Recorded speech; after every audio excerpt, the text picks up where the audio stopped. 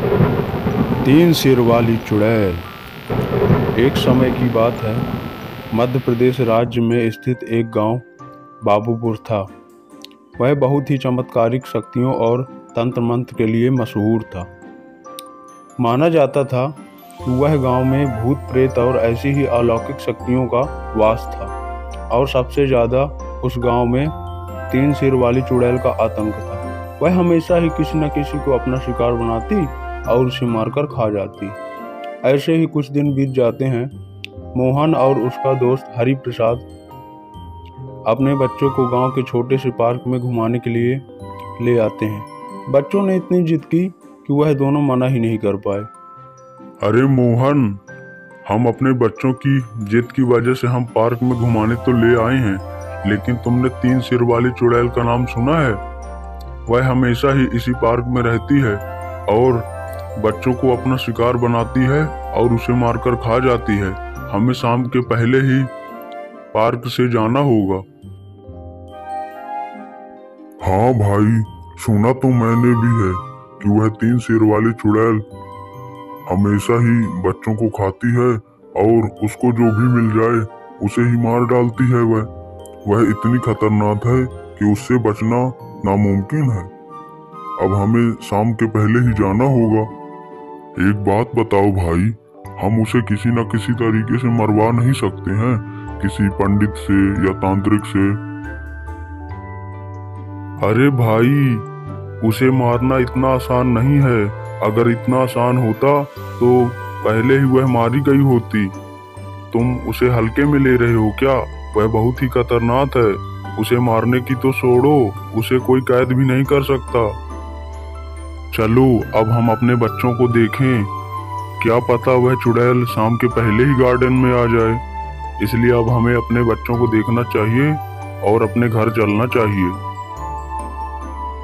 मोहन और उसका दोस्त तीन सिर वाली चुड़ैल को मरने और मारने की बात कर रहे थे। उनको यह पता ही नहीं था कि वह चुड़ैल कितनी खतरनाक है। उसे बहुत हल्के में ले रहे थे।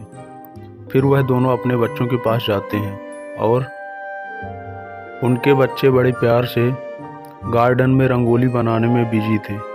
उनको तो कुछ पता ही नहीं था कि यहाँ चुड़ैल भी आती है। और उनके पिताजी आते हैं और अरे बेटा, कितना खेलोगे?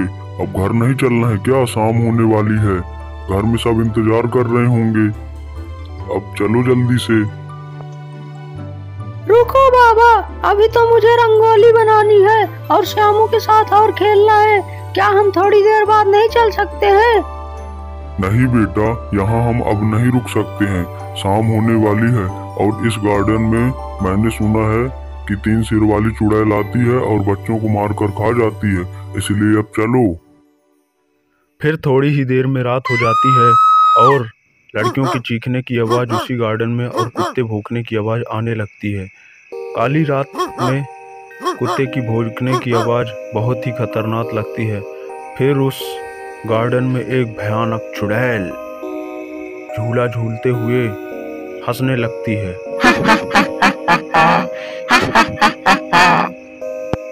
सबको मारकर खा जाऊंगी मैं, सबको मारकर खा जाऊंगी। मैं हूँ तीन सिर वाली चुड़ैल।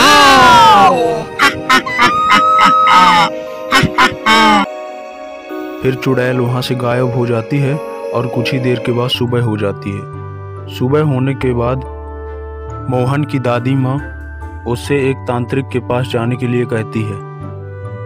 अरे बेटा, तुम उस तांत्रिक के पास चले जाओगे क्या, जो हमारे उस जंगल में रहता है? वो जंगल थोड़ी पास में ही है, क्या तुम चले जाओगे? मेरी तबीयत आजकल खराब रहती है, कुछ पूछ लेना क्या हो गया है मुझे। आजकल मेरे पैर में अचानक से दर्द आ जाता है, इसलिए तुम पूछ लेना बेटा, चले जाना। फिर मोहन दादी के बिना कुछ कहे उस तांत्रिक के पास चला जाता है और मन ही मन कहता है, अरे दादी माँ भी मुझे पता नहीं किसके पास भेजती रहती हैं। बाबा भूत प्रेत का पता क्या बताती रहती हैं मुझे तो ऐसा लगता है कि वो तांत्रिक ढोंगी ही है। देखते हैं क्या होता है। अब तो दादी ही हैं, उनकी तो बात माननी ही पड़ेगी।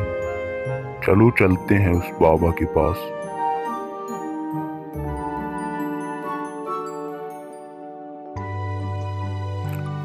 बाबा जी प्रणाम। मुझे मेरी दादी माँ ने भेजा है। उनकी थोड़ी तबीयत खराब हो जाती है अचानक से उनकी पैरों में और कमर में दर्द आ जाता है। आप कुछ बताइए, कुछ दवाई कीजिए।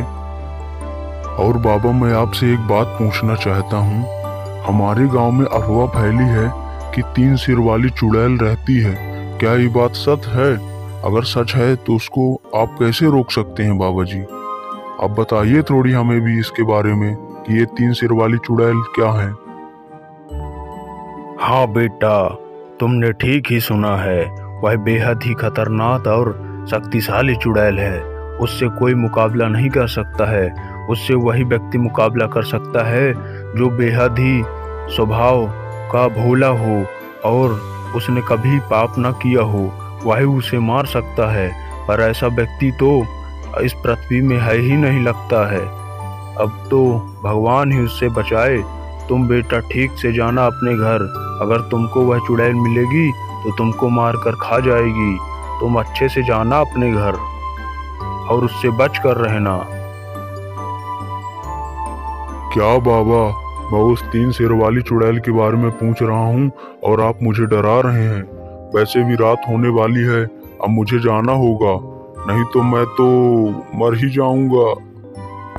अब मैं चलता हूँ, आज्ञा दीजिए, प्रणाम। बाबा की बातें सुनकर मोहन डरा डरा अपने घर जाता है भागते हुए। मोहन को लगता है कि वह चुड़ैल उसके पास ही आने वाली है। इतना डर जाता है कि मोहन को कुछ होश ही नहीं रहता। वह जंगल के रास्ते जाता है। जंगल के रास्ते जाते जाते आखिरकार उसे 3 सिर वाली चुड़ैल मिल ही जाती है।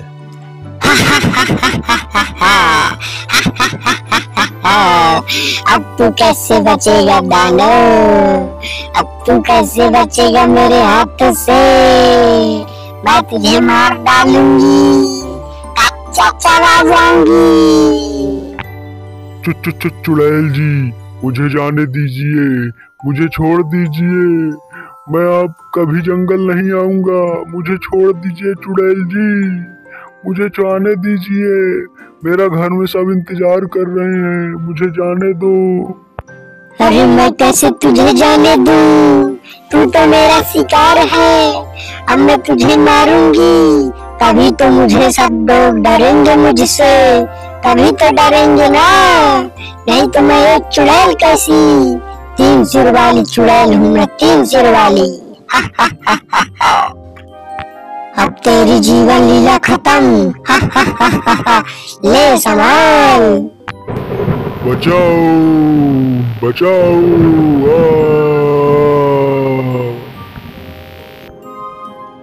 मैं हूँ भयंकर चुड़ैल, 3 सिर वाली चुड़ैल। जो भी मेरे रास्ते में आएगा वो मारा जाएगा, कोई नहीं बचेगा। शमशान बना दूंगी इस गांव को, शमशान।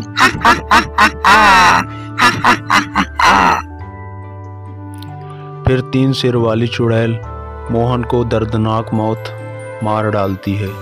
अगली सुबह मोहन की मौत की खबर उसके घर वालों को मिलती है और उसकी पत्नी और दादी माँ बेचारों का रो रो कर बुरा हाल हो जाता है। मोहन का दोस्त बेचारा उसकी पत्नी को और दादी माँ को समझाता है। मत रोइए दादी, मत रोइए। अब होने को कौन टाल सकता है? होना था जो हो गया, अब काहे पछताए। अब क्या कर सकते हैं? मोहन तो हमारा बेचारा हमें छोड़कर चला गया। अब भगवान करे कि भगवान उसकी आत्मा को शांति दे। फिर कुछ दिन मोहन की याद में ऐसे ही बीत जाते हैं। फिर हरि प्रसाद मोहन की मौत का बदला लेने की सोचता है उस 3 सिर वाली चुड़ैल से, और वह अपने गांव से कहीं जाने की तैयारी करता है। वह अपने मन ही मन सोचता है और कहता है, उस चुड़ैल ने मेरे प्यारे दोस्त को मार दिया। अब उस चुड़ैल को भी जिंदा नहीं रहना चाहिए। अब मैं उसे देखता हूँ कि वह कैसे नहीं मरती है।